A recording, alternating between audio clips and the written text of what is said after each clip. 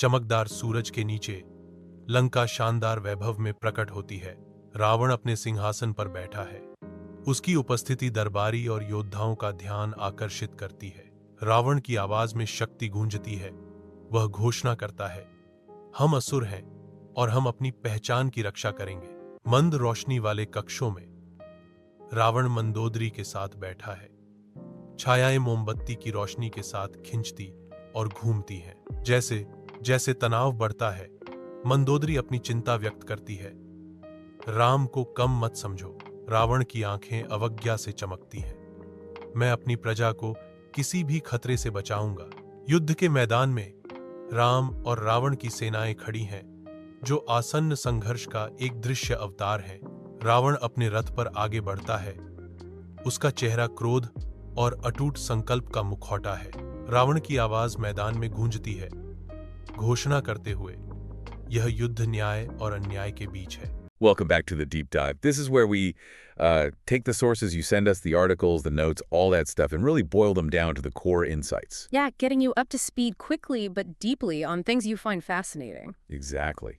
And today we're diving into something really interesting, a book you flagged for us. Anand Neelakantan's Asura, Ravana's story reimagined. Ah, yes, a powerful one. You mentioned it, like, it totally shifted how you saw a classic story. Made you question things you thought were set in stone.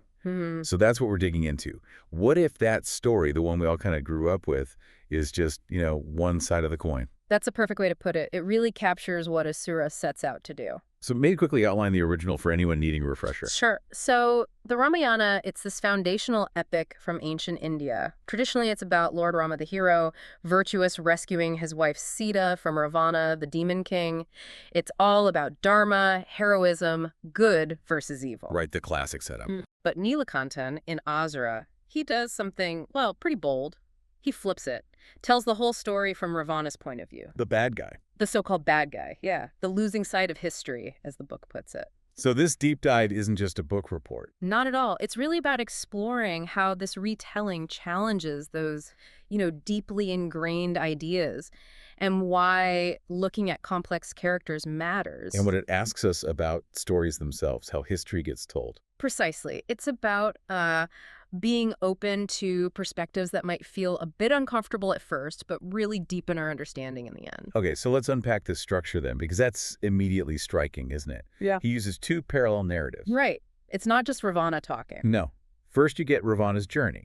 And here, he's not just some demon king from birth. He starts as an intelligent, ambitious young man. From a Dalit background, actually. Which is a significant reinterpretation itself. Huge. And you follow his rise. From facing oppression to becoming this incredibly powerful emperor of Lanka, a place described as advanced, sophisticated. So his ambition isn't just for power. It's tied to uplifting his people, the Asuras, who he feels have been wronged. It's a real transformation. Makes you rethink him completely. It absolutely does. The contrast is jarring in a good way. But then to really give weight to this losing side, he weaves in the second voice. Bhadra. Okay, who's Bhadra? He's just a regular guy, a common Asura. His story represents, the ordinary person caught up in these epic events, the tragedy of the common man. Ah, so he's the ground level view. Exactly. He's not a king, not a traditional hero, but his perspective is incredibly important, maybe even more so in some ways. That's fascinating. So you have the emperor's grand struggle and then this ordinary person's experience. How does that work together? Doesn't Bhadra's story kind of get overshadowed by Ravana's? That's a good question. You might think so, but actually it's really cleverly done. Bhadra's experiences often reflect the larger themes, but on a much more personal, relatable scale. Like how? Well, while Ravana is fighting these big battles against perceived injustice, Bhadra is living the day-to-day reality of that discrimination, the suffering that fuels the Asura's resentment. You feel it through Bhadra. Okay, got it. So you see Lanka's grandeur through Ravana, but you see the cost of war, the impact of decisions through Bhadra's eyes. It makes the losing side feel real, not just abstract. It deepens the whole thing. Yeah, that makes a lot of sense. It adds this emotional weight. Makes you think about what's missing from other epics, maybe. Definitely. And this leads right into what I think is maybe the book's biggest strength. The characters aren't black and white.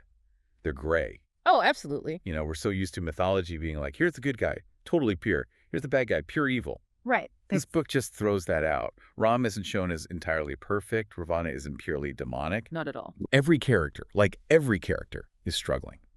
With ego, with compulsions, with tough moral choices. It makes them feel so human, almost painfully so. It does, doesn't it? And that internal struggle, Ravana battling his pride versus his sense of justice, or Ram dealing with the consequences of his actions, it changes how you see their fates, right? Yeah, it feels less like mythology and more like tragedy. Yeah. For everyone involved, almost. Exactly. And that approach, it really pushes you to think critically, to move beyond just good guys and bad guys, not just here, but maybe in how we look at history, too. Why is that so important, though? Seeing characters with flaws. Because it makes them relatable. It helps us understand motivations. Like, the book explores how Ravana's ambition maybe wasn't just evil. Maybe it came from wanting to lift up his people, the Asuras, who felt marginalized. Okay. And on the flip side, it subtly questions some of Ram's traditionally virtuous actions by showing the collateral damage or the complex reasons behind them. That complicates everything. It does. And that raises a big question for you listening. How does seeing these characters in shades of gray challenge what you thought you knew about heroism, about villainy, not just in the Ramayana, but in any story we accept, without question? Makes you wonder, what if the good guy had darker motives sometimes? And the bad guy, well, had reasons. Precisely. It encourages that deeper look. Yeah, that's a powerful way to frame it. And it forces you to think about, well, any historical account, really, not just myths. Which brings us right back to that fundamental question the author keeps asking, doesn't it? History is always written by the victors, so are the vanquished always wrong? That question is the thread running through the whole book. It really is. It makes you check your own biases. Yeah. Consider that maybe, there's always another side. And then there's the writing itself. People describe it as really vivid, descriptive. Oh, definitely. You feel like you can picture Lanka. You're in the battles. You feel what the characters are feeling. It just pulls you in. And that's crucial. That question about history and victors, it's not just thrown out there. The whole narrative is built around it. The vivid language isn't just for show. How so? It's a tool. It immerses you in Ravana's world, a world usually painted as just dark or chaotic. By making it so detailed, so evocative, you start to empathize with him, even if you came in thinking he was the villain. Right. You see his side. For instance, he doesn't just say Lanka is grand. He describes the architecture, the science, the culture. You see why Ravana might fight so hard for it. Okay. Or think about the burning of Lanka. In the traditional story, maybe it's seen as a necessary act of war. Right. Justified. But in Asura, you see it through Bhadra's eyes, the terror, the destruction hitting ordinary people. It forces you to see the same event from a completely different moral angle. You understand Ravana's world, his perceived injustices. That immersive quality really makes the difference then. It lets you feel the weight of his perspective. Exactly. Now, obviously, a book like this, taking on such a revered story, could be controversial, right? Yes. Oh, for sure. There's potential for that. If you're really attached to the traditional Ramayana, the usual moral framework, this book might feel challenging, maybe even unsettling. It asks you to question things. Definitely. You need an open mind. And I should also mention, some folks find the beginning a bit slow. It takes its time building the world, the characters. That's fair. It lays a lot of groundwork. But once it gets going, wow, it really grabs you. Hard to put down. And that potential for controversy, that's exactly why it's important reading, I think. How do you mean? It's not just for people looking for an alternative version. It's for anyone who wants to see mythology or history from a fresh angle, a human angle, a thought-provoking one. So it adds to the conversation, doesn't replace it. Precisely. Its value is in offering that counter-narrative. It enriches the whole picture. For you, listening, it offers those aha moments. Where assumptions get challenged. Gently but firmly, yeah. It's a masterclass in perspective. Reminds you every story has multiple sides, and the one we know best might just be one piece. It's about, broadening your horizons, getting you informed beyond just the surface level of this epic.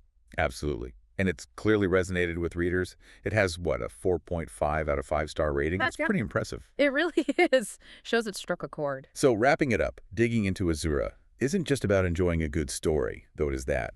It's about engaging with a different way of thinking.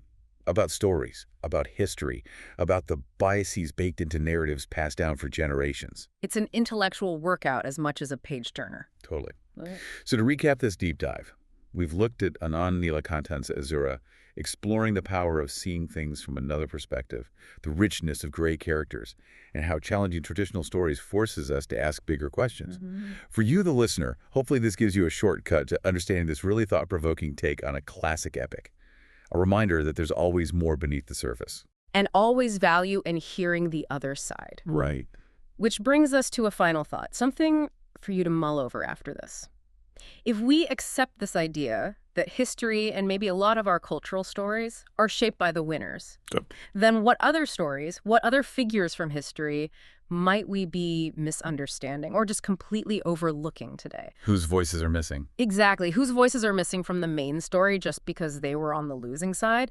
And what could we actually gain as individuals, as a society, if we actively tried to seek out those vanquished voices, those untold stories? What happens when we give them space? That's definitely something to think about. Think about that until next time.